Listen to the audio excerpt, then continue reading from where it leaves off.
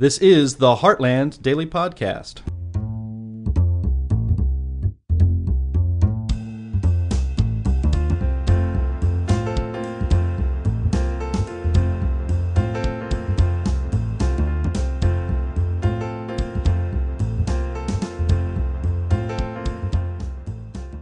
Hi, my name is Samantha Fillmore, and I am the State Government Relations Manager at the Heartland Institute. I am very excited today to be joined by Matt Dean, Heartland's Senior Fellow for Healthcare Policy Outreach, and Dr. Scott Jensen, former Minnesota legislator and currently running for governor for Minnesota. Gentlemen, I should also mention that, Matt, you were also a former legislator for Minnesota. I can't go past that.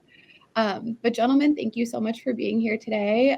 I am so thrilled to talk about both of your insight as former legislators, as well as to discuss your campaign, Dr. Jensen or Scott, and specifically the big tech censorship that you have experienced while running for governor. Opponents of anti-big tech censorship legislation claim that censorship doesn't affect the democratic process, which inherently it does, because we see so many candidates and lawmakers taken off of platforms that otherwise their constituents would use to hear from them. So I am going to let you each give more of a background introduction to yourself, and we'll just get the ball rolling. But once again, thank you for being here today, you guys. Well, thanks, Samantha. Thank you for setting it up, and thank you, Dr. Jensen, for giving some of your time this week. I know how busy you are traveling the state of Minnesota, all 87 counties, from north to south, and snow and ice and everything else, and setting aside your family time to run. So I know we all appreciate that, and also the fact that you're a physician, you're seeing patients, you have a busy practice, and you've been dealing with this for COVID with everyone else, not just with the political side of it, but also with the patient side of it, and seeing that up close and personal. And I saw a sign not too long ago that said Scott Jensen was right, because you have been absolutely out front and correct on coronavirus, on big tech, on big government overreach for over a year. So you've been seeing around corners on this, and you have been right. You've been proven right, but you've also gotten the living tail beat off of you by the government and by big tech at the same time, and by medical boards. So Samantha at the Heartland Institute has been fighting the battle with big tech and testifying in state houses all across the country. And I just couldn't wait to get you two together, because this is going to be a really fascinating discussion with your history, Scott. And I knew you as a senator. I was in the House, and you were on healthcare on the Senate side, and I was on the House side. So we've seen this on that side. So understand that perspective of how this is really impacting regular people, also legislators. So you've really seen it from a number of different angles. So thank you so much for setting aside some of your busy campaign time and your personal time to be with us today. And I think people tuning in are in for a real treat. So thanks, Scott. Well, thank you, Matt. And thank you, Samantha. And I would give an overarching note of appreciation that you're doing this, because a lot of what we're talking about today it's insidious. These big tech companies don't go knocking on the door and announce themselves. That's what makes it difficult. I remember 2 years ago when I first raised my hand and said, hold it, you're asking physicians to change the way we do death certificates in a way that I'd never been asked before. What's that about? Why would you ask me to put COVID as a cause of death if, in fact, the most it could be was potentially a contributing condition, but yet we were being asked to do that? But we were also told in the same breath that if asthma or emphysema or diabetes was a contributing condition, for heaven's sakes, don't put that down as the cause of death. Put that in the Part 2 contributing condition, as you always have. I thought that when I raised my hand and reached out to the Department of Health, that someone would call me and say, hey, Dr. Jensen, thanks for pointing this out. We didn't quite realize what we were doing. That didn't happen. Within 2 months, my medical license was being investigated for the first time in my career. And that was a shock to the system. I remember people asked me, how'd you deal with that? Well, to be very candid, in those first few hours after opening up that letter that came stamped in big red confidential letters, I was emotional. I was wounded.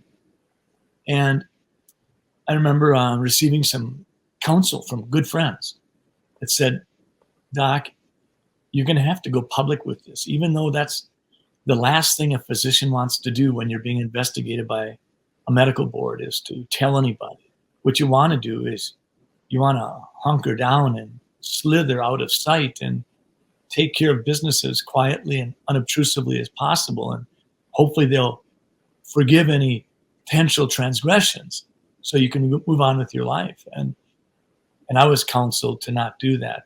I was told that with the fact that I did have a certain national profile and that I had been outspoken, I would likely be a target, and that the only way there could be any kind of preservation of my integrity was through the public lens. And so that's what we did. My wife and I and family, we talked about things. And so we put a video out on July 4th, 2020, and announced that even though in 2016 I had been named the Family Doctor of the Year in Minnesota, and that I've been blessed to receive a lot of accolades and awards in medicine, that now my license was being investigated and threatened. And I think that video was seen by more than 20 million people, and it absolutely turned my world upside down. But I think in retrospect, it was the right thing to do, because I've now become this celebrity doctor of Minnesota, whereby nobody gets investigated as often as Scott Jensen.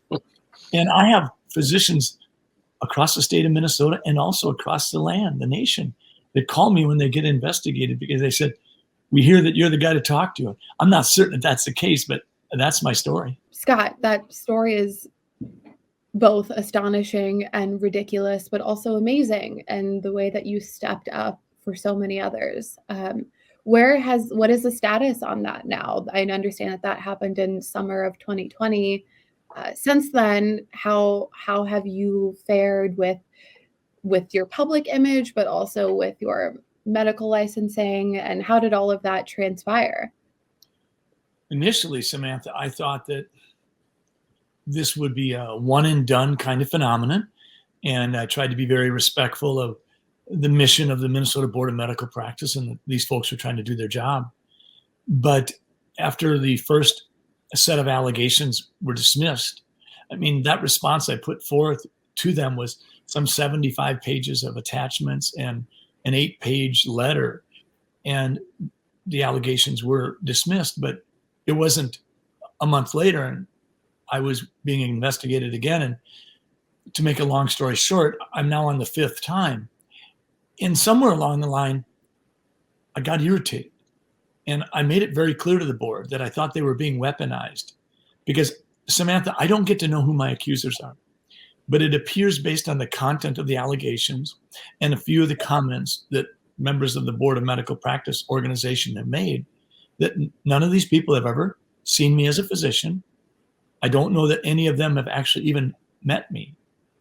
But clearly, a licensing board is being weaponized. And I don't have any way of knowing who my accusers are. And I'm sort of stuck with living with it. And it does make me angry. And so now, this last time, I submitted my response, and this was the first time on the 5th investigation that I submitted my response, and the board did not come back to me and say, okay, the allegations are dismissed once again. This time the board said, you mentioned in your response, Dr. Jensen, that you have prescribed ivermectin. We would like you to send us the records of 3 to 5 of these patients' records who you have treated with ivermectin. And then they quoted statute, both state and federal, as to why they're entitled to the records of my patients. And they encouraged me to de-identify the records so that they would not be able to identify the specific personage of who these people are. But I've been telling folks for the last almost 2 years, if they're willing to do it to me at some point in time, they'll be willing to do it to you. And I think that's the huge issue that you're dealing with, Samantha, when you say you're going to participate in pulling back the curtain to show people who it is that's pulling the levers.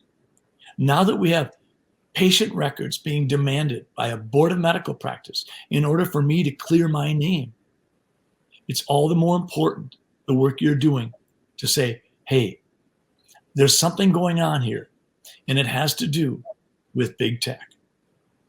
Now, Scott, forgive me, but with the Board of Medical Practice, historically, this seems like a completely outrageous new phenomenon. Hasn't the board traditionally looked into physician, if you were to, let's say, have a drug or alcohol problem that really caused you to get in on the rocks with patients, or if you battered someone or harmed them or physically harmed them by treating them? Isn't it the Board of Medical Practice? Isn't that just very rare and tends to deal with behavior, physician behavior, and not people disagreeing with you on your political stances because they heard you on the radio or they saw you on television or they got a fundraising letter from a political candidate, so they decided to pick up pen and paper and say, I don't agree with Scott Jensen in how he's treating patients or how he is looking at this public health issue. I mean, isn't this a complete turnaround? And doesn't the Medical Board of Practice, don't they have the ability, and I would say the onus would be upon them for a professional responsibility to say, we're dismissing this and we're not even going to let Scott Jensen know that people are doing this? I mean, isn't that in the real world, in the normal world, isn't that how things operate? Matt, there's two things there we have to unpack. Your first point, I think, is absolutely correct. The Minnesota Board of Medical Practice is there to make certain that those patients who come in and see me as a doctor are not being, if you will, put at risk by behaviors of mine that might compromise my ability to do a good job of caring for them. Perhaps I'm addicted to alcohol or opiates. Perhaps there's something else going on in my life. Perhaps there's something that compromises my professional capabilities to take care of people.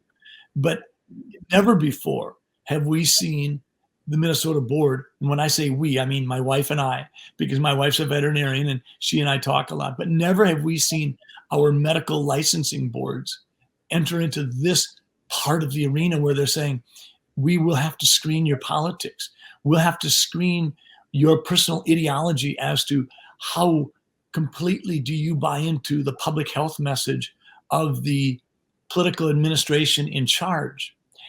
I think a lot of folks don't realize that 3/4 of the Minnesota Board of Medical Practice are appointees of the governor. That's the first part that needs to be unpacked. I think in regards to the second part,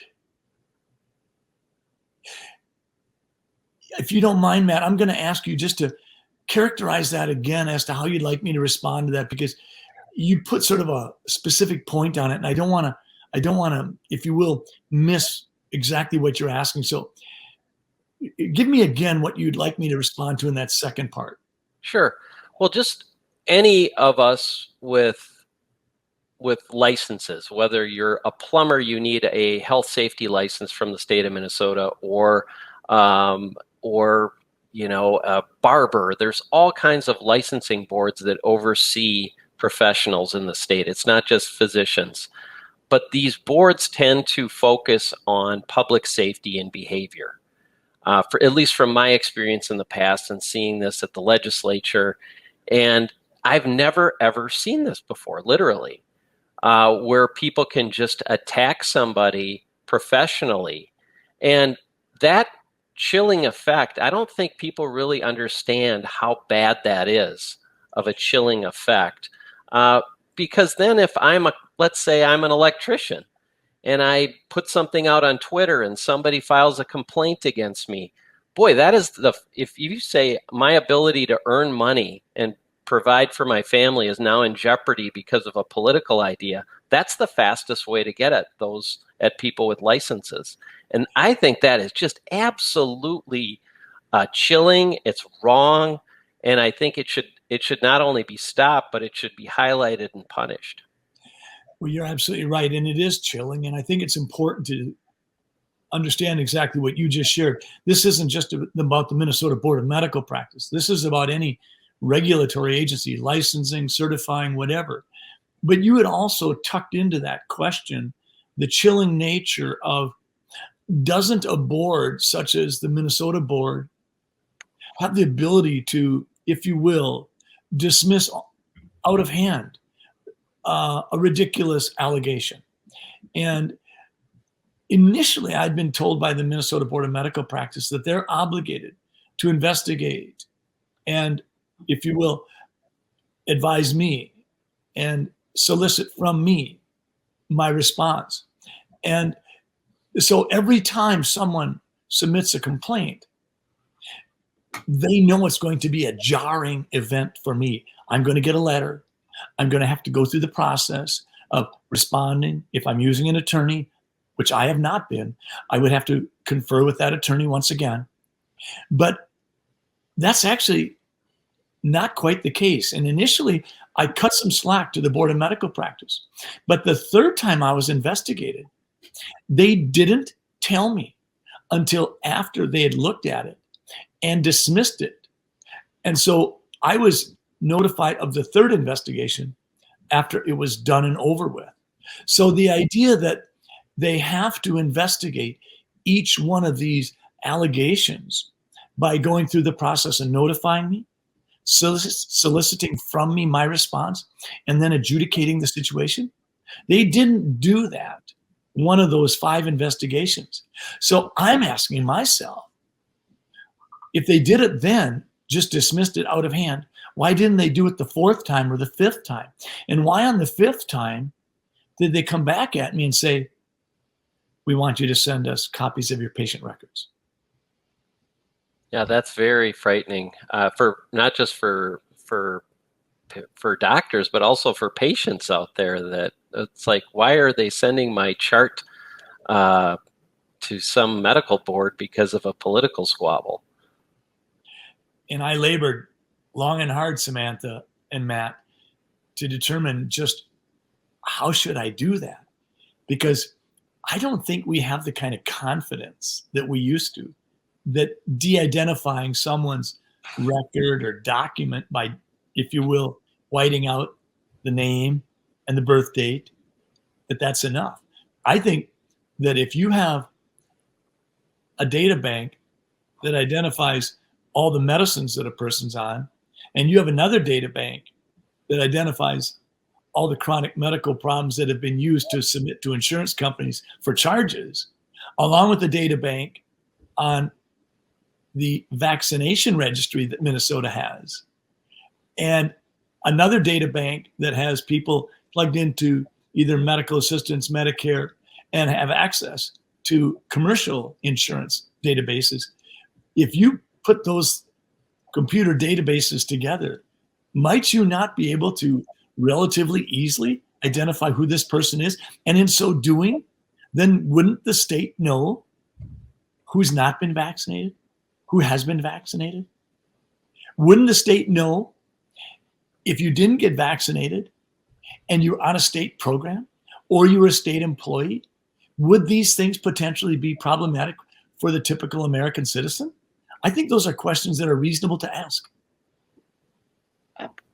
Absolutely. Definitely. I want to tie in an interesting point that you made about how your accusers you never know who they are, and you get, for lack of a better term, blindsided with these allegations. And similarly, that's exactly how big tech operates, right? So it's like the medical boards are pulling a playbook, a page out of the playbook of big tech, where there's no explanation, there's no warning, you're just hit with it. And not that this has been easy process for you at all, but at least on the side of the medical board, there is a bit of an appeals process that you can make. Not that you should have ever gone through it or that it makes it better. But consequently, there isn't an appeals process for anything in tech. And that's inherently skewing the market and skewing the ability for people to participate in free speech, whether it be medically, politically. Just a small number of corporations have captured the online social media access, with really 3 to 4 such corporations controlling 97% of social media, according to Stat Counter, which I will link later on in the comment section. Furthermore, according to a Bloomberg article, Facebook removed 18 million misleading posts regarding COVID-19, and this statistic was from November. I'm sure it's way more now, especially with everything coming out regarding the mRNA vaccines and everything that's especially being highlighted on other podcast and media platforms. So switching gears, Scott, can you explain some of the censorship that you've experienced regarding any medical information or COVID, or even your fights with, or not fights, but you're challenging the medical board and how that's been affected, or how you've been shadow banned, how your accessibility has been viewed in fighting this noble fight on social media, and also conversely, how that has affected your campaign for governor. Probably the best thing I could do, Samantha, is just provide some examples. Absolutely. We started our campaign in mid-March of 2020. I wanted to make certain that I could reach out to Gen Zs and millennials, people who might be more inclined to use one social media platform over another. So I asked our team, I think we need to develop a TikTok, if you will, persona. Yeah. In about a month, we had 300,000 people following us. On a Thursday night, I was notified at 9:30 at night by TikTok that I was permanently banned and my account had been wiped off. The only thing we had put up that day was less than 60-second video where I criticized 60 Minutes for doing a smear job on Governor Ron DeSantis in Florida, whereby he'd been accused by 60 Minutes of preferentially targeting where the vaccine would be distributed. And the accusation was that he was making certain that those big donors of his were receiving supplies first. In response to that 60 Minutes episode, Democrats and Republicans in Florida came to bat for Governor DeSantis, saying that's not true. Democrats came to him and to his defense. And the bottom line is, I was kicked off. And then when we appealed it, we were told I think it said community violation or something. And the extent of what you can look at and the breadth of it and the vagueness of it and the ambiguity made it impossible for us to determine what had we done wrong. And I think that's just one example.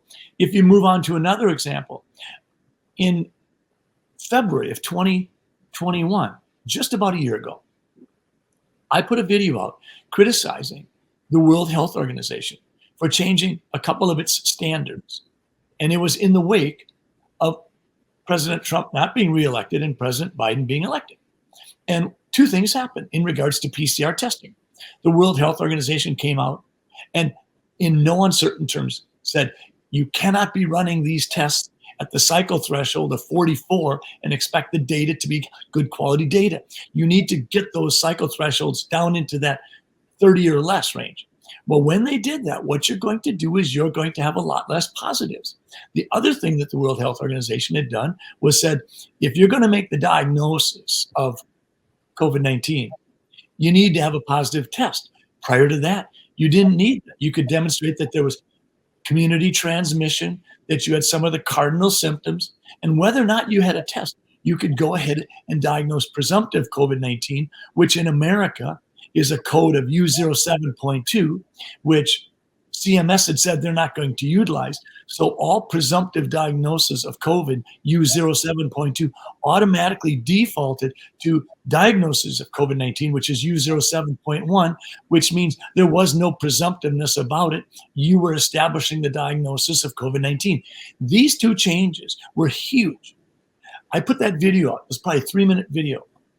In the time it took me to travel from Fort Myers to Sarasota, a couple hours, it went to hundreds and hundreds of thousands. Within 4 days, this video had gone to 4 or 5 million people. People were in an uproar. Facebook shut it down. Another example, I was on that same video, fact-checked. I was fact-checked by a woman who clearly, and she was from Arizona, I remember that. I don't know her age, I don't know her name, I'm glad of that. But I spent almost an hour trying to explain to her how physicians make the diagnosis of COVID-19 and how a PCR test works. So fact checkers are not always right, Dr. Jensen? 2 or 3 days later, she came back with an absolute knucklehead opinion, how she had fact checked me and I was not true. And in her comments, she made it very clear that she didn't understand it at all. One last example, Samantha. We were shadow banned, or I think they said in Facebook language, we were throttled back. And so we appealed to Facebook and they looked into it. And what they had done was they had said, you can't advertise for 1 week or something. I think we maybe couldn't do new posts or something for 1 week. I can't remember exactly. But we went through the appeals process and they came back and said, whoops, you shouldn't have been throttled back because as a political candidate, you do have the right to speak to political issues and you will be giving your opinion. It is understood, and we shouldn't have done that to you. So those were some of the examples that I've specifically experienced in terms of being, if you will, throttled down, shadow banned, criticized, falsely accused, falsely judged. So yeah, it's all over. And I know people like Dr. Robert Malone and Dr. Peter McCullough, the three of us are going to be doing a trialogue next week on, I believe we're doing it on Newsmax. And I know both of those gentlemen have experienced the same kind of event that I have. So it's out there in a far more widespread fashion than people realize. That's fascinating when you talk about how the fact checkers come after, and who knows what these fact checkers are, what their credentials are with respect to the people putting out the content. And you find out you have something with millions of views, it's gone. You say, hey, 1-800 Twitter, what gives with that? You kind of took it down and you get some ambiguous thing back saying it violates, some code of service or something like that. How frustrating must that be for you, where there's no appeal process, there's no real logic to it, and it just seems very, very obviously political in your case. But it's got to be so frustrating when you're out there on the campaign trail, especially. Well, Matt, it's not just frustrating; it's downright frightening, because in this world, if you look at print media like newspapers, the number of people who get their news from those sources is shrinking. People use social media. What happened in those situations for us, our campaign team, was I put out the message to our team. I said, folks, we have got to be super, super cautious. Let's not use this word, or this word, because we can't afford to lose this vehicle of communicating with people, because we want people to know how we feel about public safety and how important it is, and that student choice matters, and that voter ID matters. We want to be able to convey messages to the people following us so they can understand what our campaign is about. But all of a sudden, it strikes a dagger in your heart. You say, gee whiz, if I say one more wrong thing. So I'll tell you, I have not made any comments about 60 Minutes because I'm not interested in having that happen again. I need to be able to communicate to folks. And I know that legacy media isn't going to play fair either. So I've got this opportunity to communicate with a lot of folks, and I don't want to lose that. I remember the first time I was fact-checked, It was USA Today. And I had come out with the differential in terms of hospitals being reimbursed for Medicare patients if they were admitted with COVID. And I said, well, and I got this information from hospital administrators, and then I confirmed it with various sources of information on CMS or Medicare. And what it had said was that if you have a normal garden variety pneumonia, the hospital would be reimbursed approximately $5,000 in the Midwest. There are geographic differences. If it was not a garden variety pneumonia, it was COVID pneumonia, then it went to $13,000. And if it was a hospitalization that involved the use of a ventilator, then it would go to $39,000. And I was fact-checked on that. And grudgingly, the USA Today had to come out and say, well, we checked with Medicare, we checked with these leaders at these leading institutions, these leading hospital facilities, and it appears Dr. Jensen was approximately correct. Thank you very much. You were approximately correct. So right before my page crashed, and I apologize for that, gentlemen, Scott, I had heard you just say that in that experience with Facebook throttling you, you had experienced an entire week off of Facebook, which as a candidate for political office, a week of engagement with your constituents and potential voters it's unquantifiable in terms of what that can do. And that is at the core of why we are pushing hard against big tech, particularly with the emphasis on while everyone's opinions are valid and everyone has a right to free speech, this throttling of candidates just inherently skews the democratic process. And opponents of this legislation, and particularly the lobbying groups that go to bat for all of these companies, will, to your face, straight gaslighting, tell you that censorship is allowed and doesn't affect anyone running for office, any elected official, any lawmaker, despite the troves of especially conservative lawmakers and people who are already in office coming forward and having stories such as this. So how have you, clearly you just said that you've been kind of holding back what you say and straying away from using certain hot button words that might keep you from being censored. Although, do you not feel like you're not able to truly voice your opinion? You're being held back. You're having to walk on eggshells. And isn't that a corruption of your ability to speak freely as a candidate? It's very much a corruption of my ability, but it's a corruption of their pledge to be fair-minded. I think that that's really a take-home message, is these big tech companies can parade around boasting of tremendously high ethical principles, which are very likely a sham. I may have miscommunicated before, Samantha. We were not taken down off of Facebook. We couldn't do any advertising. And I believe there was a period of time where we couldn't post anything new. But to your point about how impacting that is in a campaign, we frequently have, in a given week, we'll have some 600, 700,000 engagements on our Facebook page. Our Facebook page frequently has more engagements in a week than Governor DeSantis's or Governor Noam's Facebook pages. So when we, in any way, are throttled, it's a huge issue for us, because we obviously have a big impact through social media. But it's also a huge issue for the everyday American, because it may well be that there's a very hot issue. Let's take an example. Let's take vaccine passports, which has been put in place now as a mandatory thing in Minneapolis and St. Paul.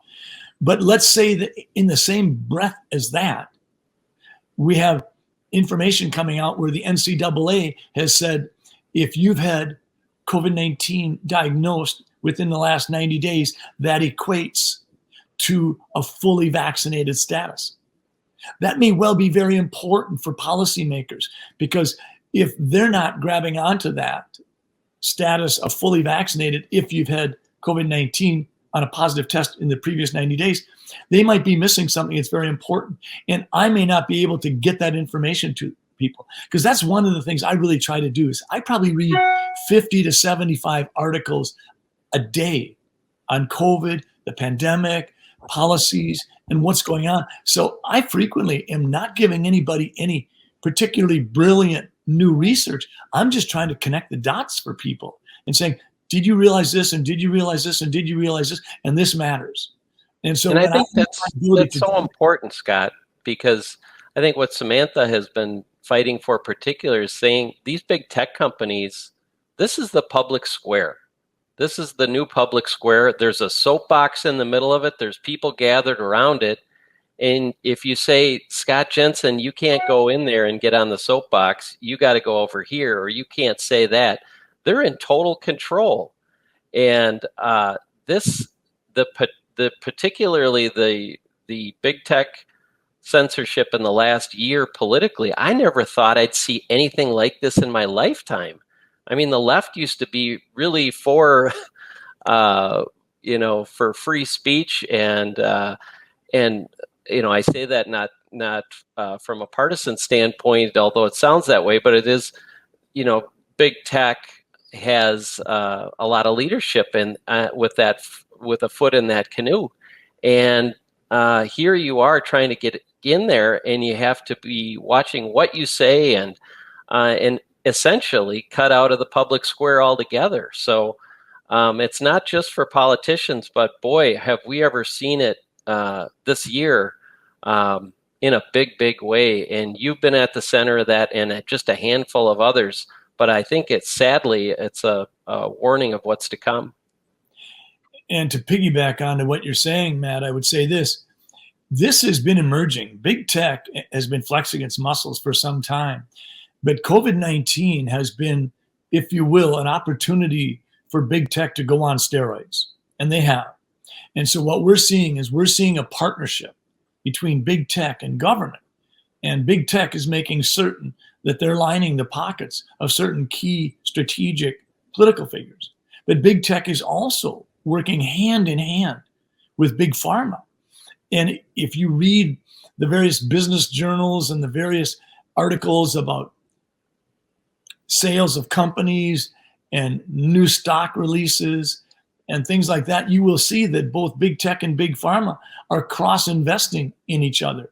So we really do have a triangle, a lens, if you will, that's new to us, that has big tech and big government and big pharma connected in a way that if we aren't cognizant of it, we will miss how powerful this new lens is, because they are controlling what we see, what we read about, what we talk about, what we think about. And at the end of the day, that's exactly what George Orwell told us to watch out for when he wrote his 1984 novel. He said, this is not going to be some sort of crisis that you're forewarned about and that comes knocking on your head. This is going to be insidious, sneaky, and by the time you recognize it, you may well be finished. And when you talk about the connection with big tech and big pharma and politics, you're not just talking about one political party or the other, I'm assuming. An example, this past year, 2021, for the first time in the history of a major pharmaceutical company, I believe Pfizer will generate over $40 billion in 2021, which is almost half of their revenue, from one product. And that one product, they have no liability for, because that product is their mRNA vaccine. Let's just go over that again. 50% of their annual revenues, $40 billion, which is substantially larger than the general fund budget for Minnesota on an annual basis. They're getting that from one product. They don't have any liability for it because of the Vaccine Act of 1986. And that capability of Pfizer to get those dollars is being protected by the shield of big tech. Big tech is making certain that nobody is too hard on Pfizer, because big tech has made it clear, we've got your back. Anybody wants to criticize your mRNA vaccine? Anybody wants to go too deep into the weeds on what is the VAERS data, the Vaccine Adverse Event Reporting System? What does that have to say?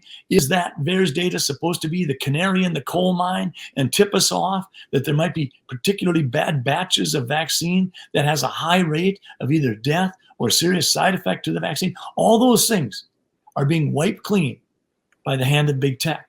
And big government is standing by smiling because the politicians are getting more dollars in donations from those two industrial sectors than almost any other.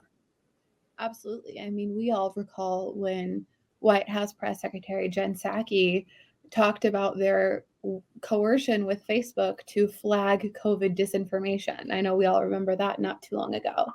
And what is interesting, putting a lens into what it's been like being in all of the different states that I've testified in on legislation that would thwart big tech censorship. A point that I make, and that I think is so important for everyone to digest and understand, is that opponents of anti-censorship legislation would claim that market forces have allowed these entities to amass the power that they have, and thus any censorship and any deplatforming, anything you've experienced, is the product of a free market. And to that, I submit to every lawmaker that I talk to, and I will submit to you in the audience, that this is not the product of a healthy free market, but rather a corrupted market because of liabilities that big government gives to big tech. Big tech can get away with this, and checking this on the state level and with state-based legislation is an attempt to correct the corruption in the market over free speech. And that's what we are trying to do. So speaking of these all being big government and big tech and big pharma, you mentioned an upcoming book that you're working on, Scott. Did you want to dive into that? I'd love to, Samantha, but I want to sort of circle back just for a moment and pull together what you just said with something Matt had said a few moments ago. You talked about big tech censorship. Now, I think people need to understand that Matt Dean is being courageous by being willing to be part of that tip of the spear on this topic, because traditionally, Republican ideologies get nervous if they have the same word Republican used in the same sentence as regulation. And we're talking about that. And I think what Matt Dean said a few moments ago is he said, we need to recognize that we're talking about the public square. We're talking about more to do with free speech and free press than we're talking about trying to overregulate public sector free market businesses. And I think that's an important distinction to make. We're talking about the public square. We're talking about the colonials in the 1770s and 1780s, standing in the public square, speaking to any passerby that would listen to try to get the word out, what was happening in America. I think that's really important. And I know that this conversation is fraught with political danger because we are talking about how do you push for corporate responsibility, because that's really what we're talking about.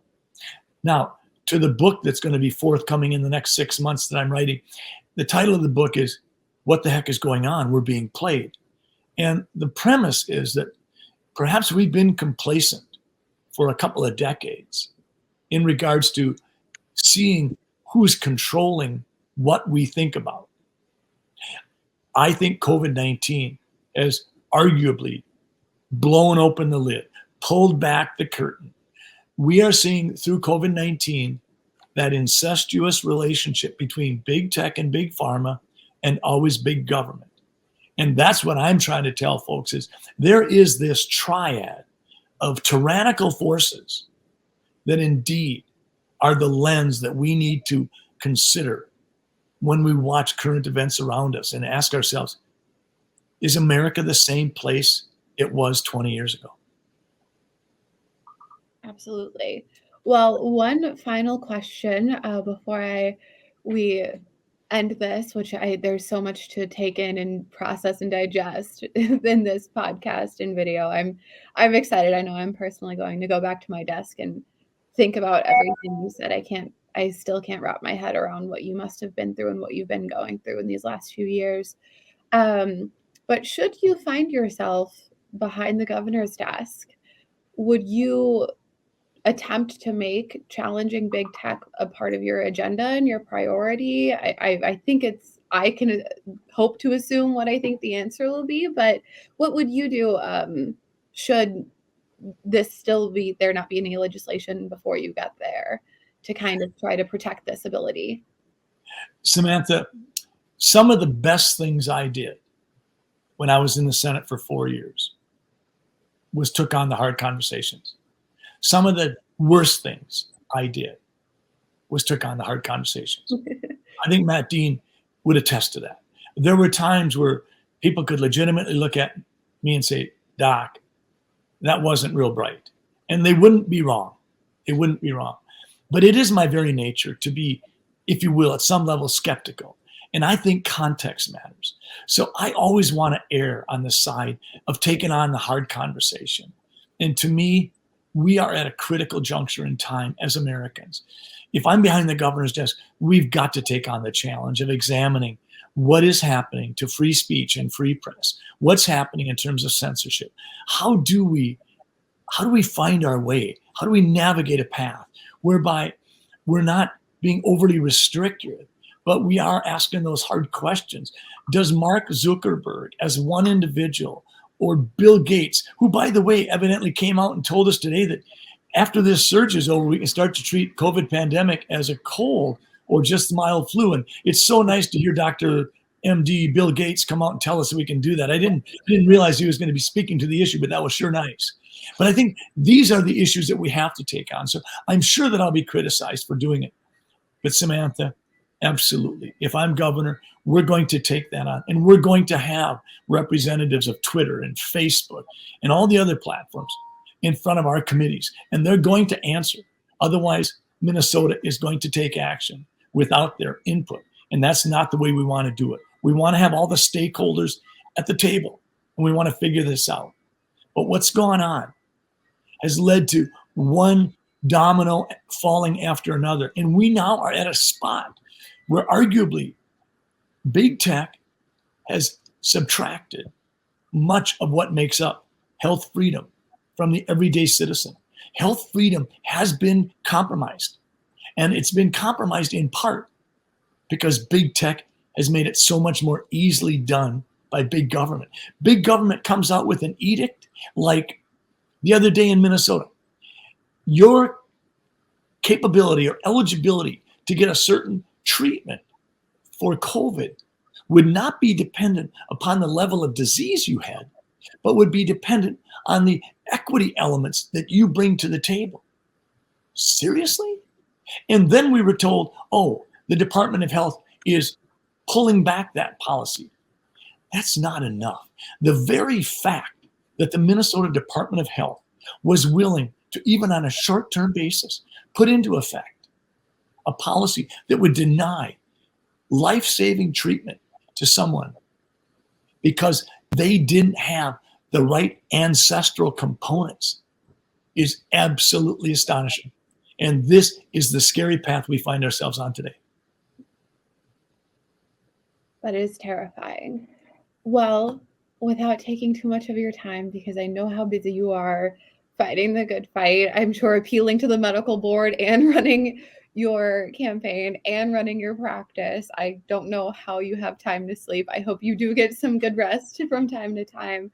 I really just wanted to thank you for making time for us today, Dr. Jensen, and I look forward to hearing more about how your journey evolves on your path towards election and or towards your, when is the election day in Minnesota for governor?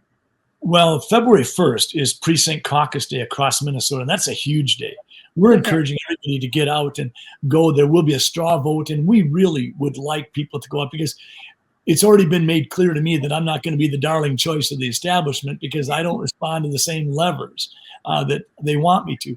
But the precinct caucus day is February 1st. The state convention is May 13th and 14th. There will be a primary in early August. And I believe the election day in November is like November 7th or 8th.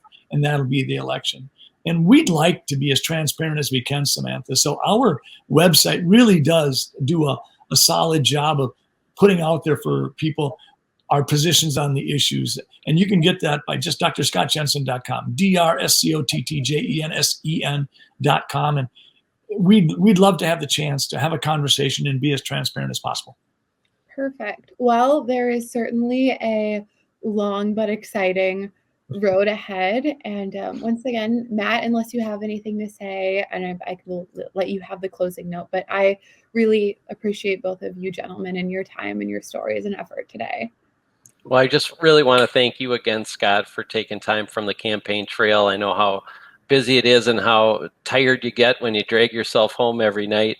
And so we really appreciate it, and also really appreciate the difficult fights that you're having. They're not just conversations when somebody's beating you over the head with a pipe from Amazugal, Twitface, and everybody else out there. So we really appreciate the fact that you've been courageous with that and continue that battle. So thank you for doing that. And really thank you for your time today. And I hope you come back and give us an update down the trail, and particularly as your book shapes up.